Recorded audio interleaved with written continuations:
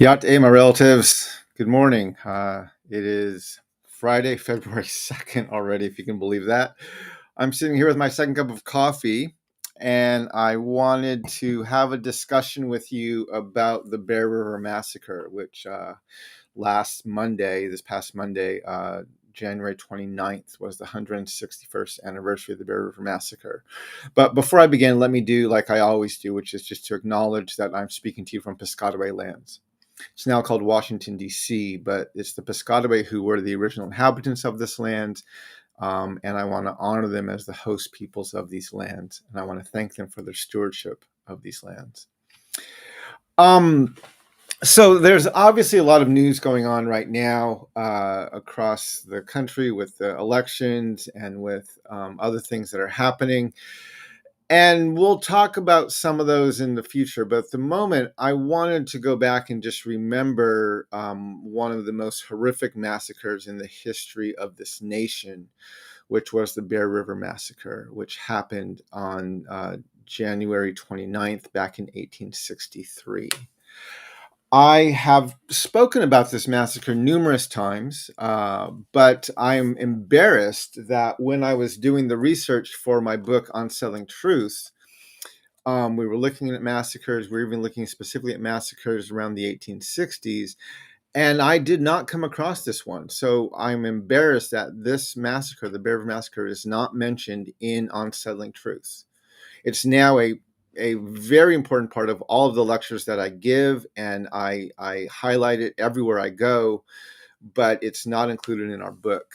And when I started first learning about it, it was from an author named Darren Perry, who is, I actually saw him just this last week. I'm going to put this picture up here so you can see it too.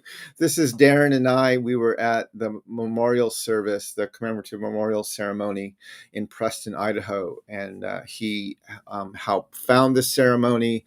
And Darren is a former tribal chairman of the Northern Band of the Shoshone Nation. And he has been doing tremendous work to raise the awareness even nationally about this massacre and about what has happened in our history. I see Gregory Bainey is on and George Ura. Yay, hey, it's good to see both of you. I hope you're both doing well today. I'm excited that you could join me for my cup of coffee. I hope yours is as tasty as mine is. But anyway, so Darren has been doing a tremendous amount of work. He wrote this book. He travels around the country. He is speaking endlessly to educate people about this massacre. And I want to just share a little bit with you about this massacre. And if you read in the book and if you read other things that were written about it, and I'm going to give you a few resources here. The first one is an article that I actually quote in my lecture when I talk about this. It's in the Smithsonian magazine. And this is actually one of the first quotes I found about this when I first started learning about this. And I was looking for a way to quote it. There's another really good article in the Washington Post that I want to share with you. And you can read that right here. And I also want to just share with you the link to Darren's book. I'm going to share it on GoodReads, which there's a lot of reviews there, as well as just some links to where you can purchase it. But there's several resources that you can use. But I want to read to you from the Smithsonian magazine. And the reason I want to read this is because the picture it paints is incredibly vivid. And I want you to be able to just hear this description. I'm going to put it up on the screen. It's actually a slide I use in my presentation whenever I lecture about this. And I want to read it for you right here. It says, this is the Bear River Massacre, January 29, 1863, from the Smithsonian Magazine. The name of the article is The Search is On for the Site of the Worst Indian Massacre in U.S. History. It's by Sylvia Wright, written in May 13 of 2016. It says, in the frigid dawn of January 29, 1863, Sagwitch, a leader among the Shoshone of Beaogi, or Big River, in what is now Idaho, stepped outside his lodge and saw a curious band of fog moving down the bluff towards him across a half-frozen river. The mist was no fog, though. It was steam rising in the sub-zero air from the hundreds of U.S. Army foot soldiers, cavalry, and their horses. The Army was coming for his people. Over the next 4 hours, the 200 soldiers under Colonel Patrick Connor's command killed 250 or more Shoshone, including at least 90 women and children and infants. The Shoshone were shot, stabbed, and battered to death. Some were driven into the icy river to drown or to freeze.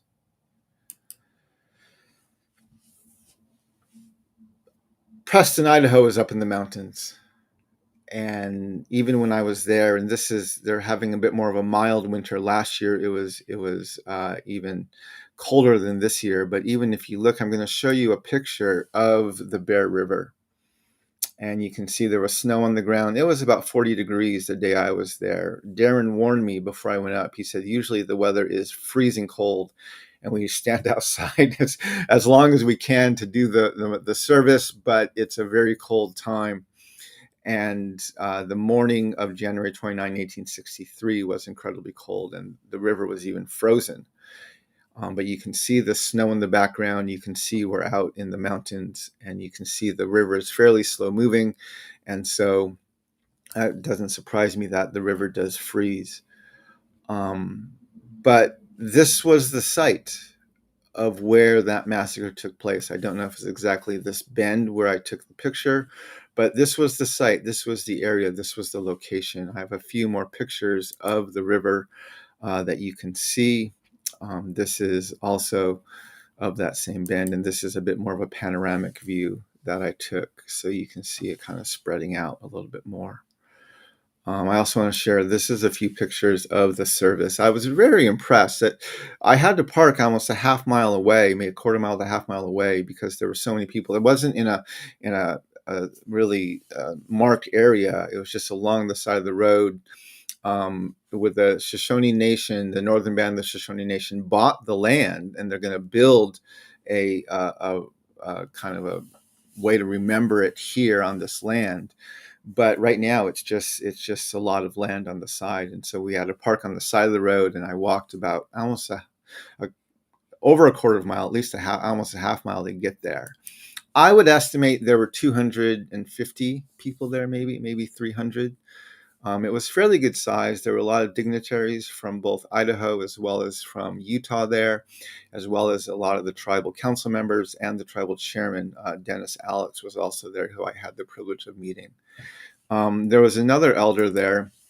Her name was Patty Timbimbu Madsen, and she is, I believe, one of the descendants of Sagwitch, who was the leader of the Shoshone Nation when this massacre occurred. And I had a wonderful chance to talk with her and to meet her and to hear some of her story and just spend some time with her.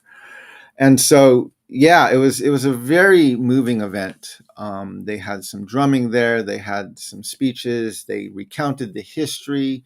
They read the names of many of the people who were murdered at this event. It's actually, I'm going to show you this. They passed out this you can't really see it very well in this light, unfortunately, but they passed out this kind of pamphlet, and on it had the names. And unfortunately, because of the bright light I have on the camera, you can't see the names, but they had several of the names over here of people who were in that massacre. And again, just so you think that what was written in the story in the Smithsonian magazine, I want to read to you from Darren's book. This is on page 44. And it said, according to the Indians, and this is part of a larger quote, so it's referring to the Shoshone Nation as Indians here, the massacre started early in the morning and lasted until the early afternoon. The Bear River, frozen solid in the morning, was now starting to flow. The Shoshone people were jumping into the river and trying to escape by swimming across. The blazing white snow was brilliant red with blood. The willow trees that were used for protection were now bent down as if in defeat. The old dry leaves that had been clinging to the willows were flying through the air like whizzing bullets.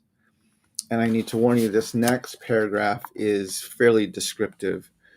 So I just want to warn you about that. It said, many women also jumped into the river and swam with their babies on their backs. Most of them died. One of the Indian women, named Anzi Chi, was being chased by the soldiers. She jumped into the river and hid under an overhanging bank along with several other women. It was then that Anzi Chi's baby started crying. Fearing the baby would give their location, she chose to drown her own baby. By doing so, they were all saved. She watched the battle from her hiding place while trying to nurse the shoulder and breast wounds she had received. Anzi Chi carried the scars for the rest of her life. She would often show them to the young children as she told of the massacre of their people. She also told of losing her own small baby to the river. Another man swam with his buffalo robe on his back. The soldiers shot at him, but the bullets did not penetrate the thick buffalo hide. This was a horrific massacre. The Smithsonian listed it about 200 or more Shoshone people were killed. There's one estimate as near as close to 500. There's other estimates at about 350. This is literally one of the bloodiest, deadliest massacres in our nation's history. And it's largely been forgotten. I was very impressed as I listened to the stories there, as well as I read this book, at how diligent the people of the northern band of the Shoshone Nation have been to tell the story, repeating it over and over and over and over again, generation after generation after generation, including the very survivors of the massacre went on, just like was described by Anzi Chi, someone who survived the massacre, who went on to tell the story and show the wounds so that her people would not forget the things that happened. And this is, again, this is so important. It was such an honor to be there. I had no role in the ceremony. I was merely attending this event, but it was an honor to be and to stand with the Shoshone Nation, the northern band of the Shoshone Nation, and to hear them tell the story, to hear their words, and to just be able to join them in this time of lament and remembrance. And I hope to go back. In fact, I had a chance to talk with the tribal chairman. I had a chance to talk with Patty as well as with Darren Perry. And one of the things I suggested to Darren is that I would love to come back. I suggested this both to Darren and to Patty Tinbimboom. But Timbimbu, sorry. But I suggested that I would love to come back and share part of my presentation with the people of the Shoshone Nation, the northern band of the Shoshone Nation. Because while they have done a very good job of remembering the story and even of highlighting the way Patrick Connor, the colonel who went through and ordered this, this battle, they do a very good job of highlighting the injustice there and what happened there and telling that story. Many of them that I met were not aware of the broader context of what Abraham Lincoln was doing. And I had a chance to share that. I already had shared it with Darren. I shared it with Dennis Alex, the chairman. I shared it with Patty, the elder who was there, and many other people who were there. I was able to tell them about what happened. I even gave 2 copies of my book, one to Darren and one to Dennis. But again, what most people miss, and even in the Washington Post article, it mentions that this happened under Abraham Lincoln and he had ordered these soldiers out to that area, and this was during the Civil War, but it doesn't talk about the broader context, right? It doesn't talk about this was not just a single event, a single massacre under Abraham Lincoln. This was a part of a systematic policy of ethnic cleansing as Abraham Lincoln, starting with the removal of the Dakota and Winnebago after the Dakota War of 1862 and the hanging of the Dakota 38.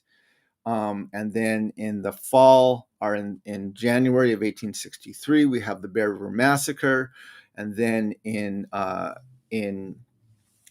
March and April of 1863, they ordered the removal of the Dakota and Winnebago from Minnesota.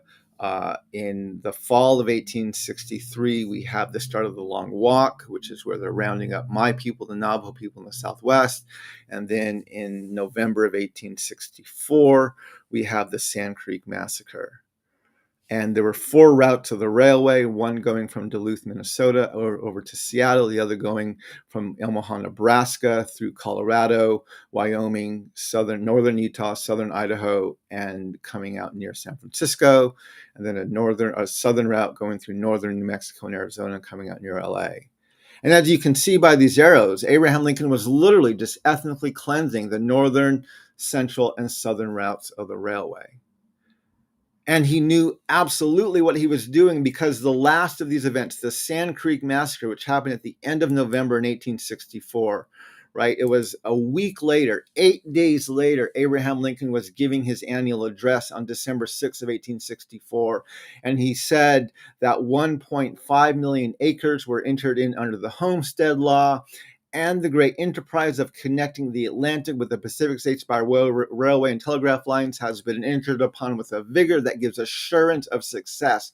He absolutely knew what he was doing with these 4 massacres. And after the final one, the Sand Creek Massacre, he knew they were going to be able to get across the ocean or across the continent. And to make it even worse, that massacre, the Bear River Massacre, the one that started it all in January 29 of 1863, that massacre took place. It was literally only 70 miles, 75 miles from Preston, Idaho, to where the Golden Spike was finally laid. 75 miles.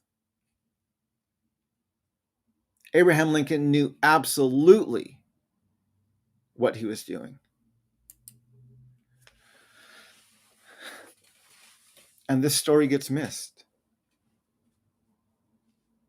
The Shoshone people don't know that story. The Washington Post reporter doesn't know that story. The Smithsonian magazine doesn't report that story. This was the worst massacre in the history of our nation, and it was part of a systematic policy of Abraham Lincoln to ethnically cleanse the northern, central, and southern routes of the Transcontinental Railway. We have to learn to talk about this. We have to learn to tell this history. And so I would love to go back, whether it's sometime in the spring or in the summer, maybe even in the fall. I don't have an invitation to go back there. And let's me rephrase that. I offered to come back, and they said it would be wonderful for me to come back, but they didn't invite me, saying, we will pay you to come and share this history with our people. And this is something I actually want to begin doing more this next year, which is, rather than just going where I'm formally invited and where people can pay my honorarium so that I can come and speak, I want to begin taking my lectures and my presentations and my stories around the country to places where I think it needs to be, even without waiting for the promise of an honorarium and a formal invitation. I want to be able to initiate some of these events and see what happens. And doing that means there's a chance I won't get an honorarium, or I won't get as high of an honorarium as I normally would get when I wait for an invitation, because I can't say, hey, I would love to come and speak to you, plus it's going to cost you this much money to have me there. And so I want to be able to take more initiative. And one of the ways that I'm funding this, one of the ways that I want to be able to do this, is through my Patreon. And so if you like the work that I'm doing, and if you want to be a part of helping me to bring the message that I have around the country and to initiate it in more places, I encourage you, I invite you to subscribe to my Patreon. I have events going on there every month, Q&As and lectures and presentations and behind the scenes commentary on things. And it's a great way to go deeper into the conversation, as well as to support my work, so that I can begin to take this message out even further, instead of waiting only for invitations from people who have the money to bring me in. Another great way to help support me to do that is to buy copies of my book. And you can either buy single copies on my website, or you can buy a 10 copy of book special, the book study special, which gives you 10 signed copies of the book and a virtual Q&A with your book study at some point in the future, whenever you'd like to schedule that with me, up to a year after you make the purchase. So these are a few things that I really want to begin doing this next year, in 2024.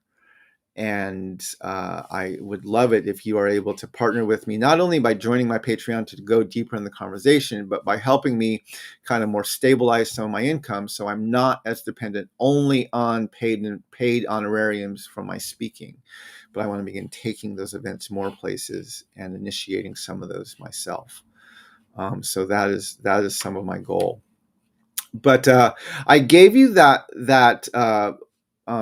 link earlier in GoodReads. I'm going to put it again into the chat, where you can buy a copy of Darren Perry's book, The Bear River Massacre: A Shoshone History.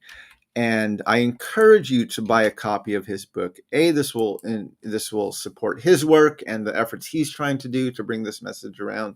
Now, maybe you're like me, right? Because I have a bookshelf full of books, and some of them I have the hardest time actually picking them up and reading them, because I'm on the move a lot and I don't have a lot of time to sit and read and just go through a book like this. And so it's been a few years ago, about a year and a half ago, I started really using Audible books, and having books read to me, getting books that I can download and listen to on my phone when I'm out walking, or when I'm on the road, or when I'm sitting in an airplane.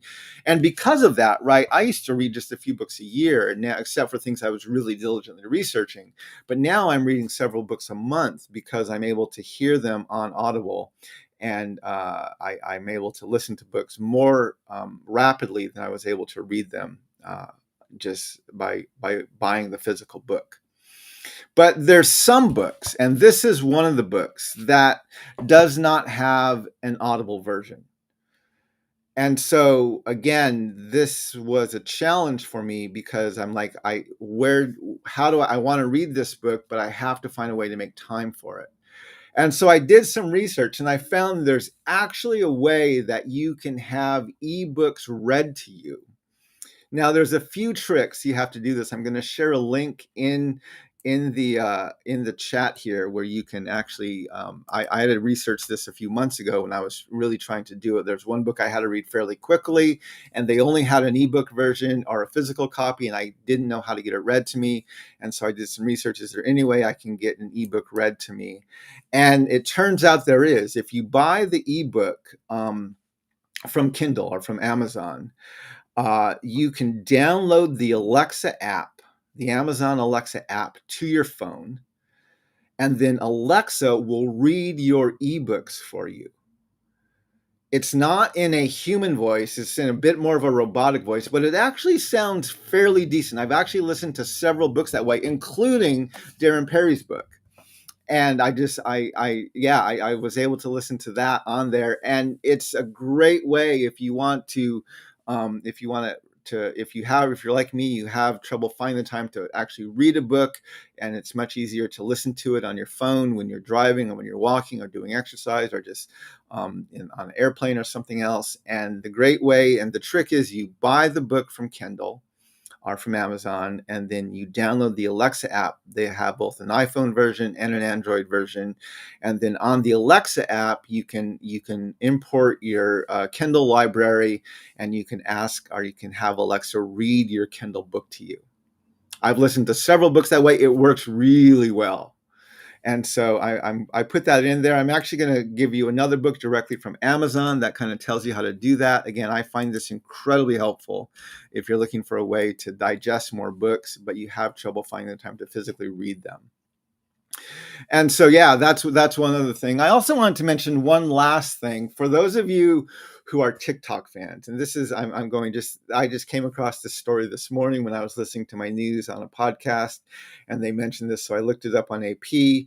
But if you're a TikTok fan, And you've noticed that some of your favorite TikToks don't have the music anymore. Or maybe you made a TikTok and you chose some music by Drake or by Taylor Swift or someone else, and that music has been removed from your song or from your TikTok video, or your favorite TikTok videos are now silent. Don't have any music with them. There's a reason for that. And it's because there is a breakdown in the contract negotiations between Universal Music Group, Universal Music, and TikTok.